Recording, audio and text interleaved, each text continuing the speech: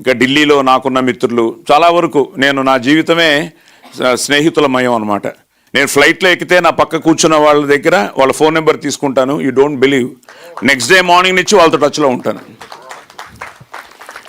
అది ఎవరైనా అవ్వచ్చు. అది నా ఫీల్ ఏంటంటే ప్రతి కలయికలో ఏదో ఒక మీనింగ్ లేకపోతే ఆయన మన పక్కన, నేను ఆయన పక్కన కూర్చోను, ఆయన నా పక్కన కూర్చోరు. సో కూర్చోడానికి కూడా భగవంతుడు అన్ని డిసైడ్ చేస్తాడు. ఇవన్నీ all destined. That's how I feel. అలా నాకు ఎంతోమంది ప్రముఖులు పరిచయం అయ్యారు ఫ్లైట్స్లోనే. ఒకరైతే నారాయణాచార్యులు గారని బెంగళూరులో ఉంటారు. ఆయన అయితే నేను 4 సార్లు ఫ్లైట్ ఎక్కాను, బెంగళూరు టు హైదరాబాద్, హైదరాబాద్ టు బెంగళూరు. ప్రతిసారి ఆయన నా పక్కనే. ఏంటంటే మీ ఇద్దరం మళ్ళీ సాయిబాబా భక్తులు.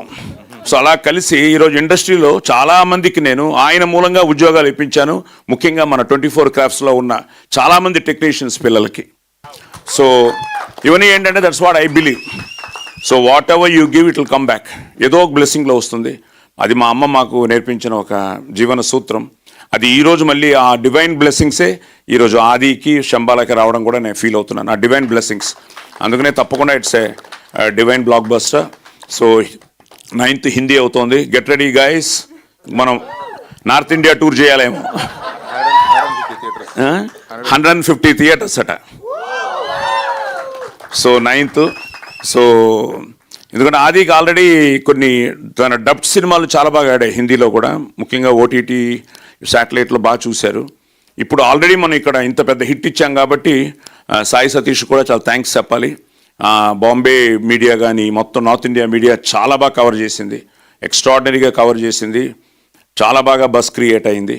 సో 9th మళ్ళీ ఇప్పుడు అయిపోయింది, ఇది బాగుంది, ఇంకా బాగా ఆడుతోంది అని కొడుతున్నావా? ఇప్పుడు హిందీ నేర్చుకోవాలి అయితే 2 రోజుల్లో.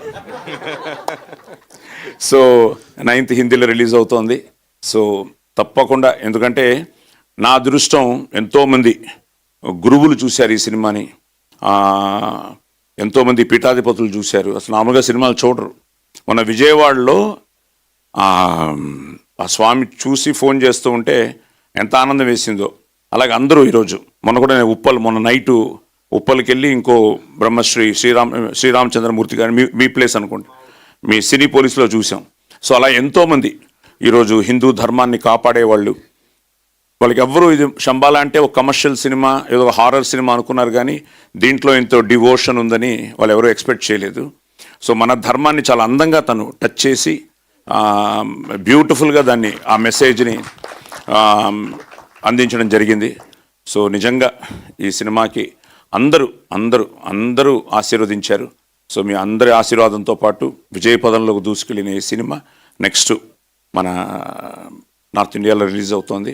సో తప్పకుండా మీరందరూ చూసి ఆశీర్వదించాలని మనస్ఫూర్తిగా కోరుకుంటూ అందరికీ ఆంగ్ల నూతన సంవత్సర శుభాకాంక్షలు, అలాగే సంక్రాంతి శుభాకాంక్షలు.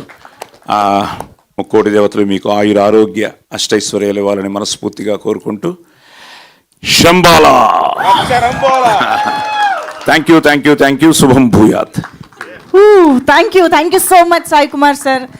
వాడ